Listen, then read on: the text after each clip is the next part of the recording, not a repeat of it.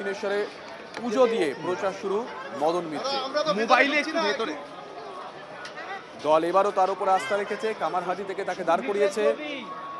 কামারহাটিতে তার প্রতিদ্বন্দ্বী সিপিআইএম এর মানস মুখোপাধ্যায়। ঠিক আছে।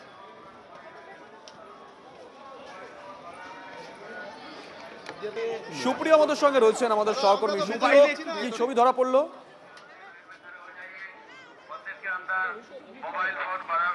দেখো, কিছু সময় আগেই আমরা যেটা দেখলাম যে কামারহাটি বিধানসভা থেকে তৃণমূল কংগ্রেস মনোনীত প্রার্থী হিসাবে মদন মিত্র তার নাম ঘোষণা হয়েছে এবং তারপর তিনি তার যারা অনুগামীরা রয়েছেন তাদেরকে নিয়ে দক্ষিণেশ্বরের যে মা ভবতারিণীর মন্দির রয়েছে কিছু সময় আগেই সেখানে তিনি পৌঁছেছেন, মন্দিরে পুজো দেবেন এবং পুজো দিয়ে তিনি আজ থেকে তার যে প্রচার, নির্বাচনী যে প্রচার, সেই প্রচার শুরু করবেন।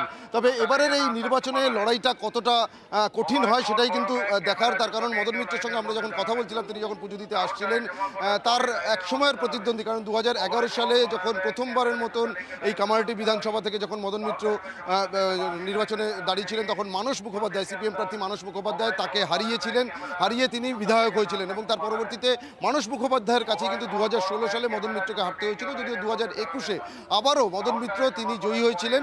তবে এবার কিন্তু তার সেই প্রতিদ্বন্দ্বী আবারও সেই মানস মুখোপাধ্যায়, সিপিএম প্রার্থী, যদিও বিজেপির তরফ থেকে এখনো পর্যন্ত প্রার্থী তালিকা ঘোষণা করা হয়নি।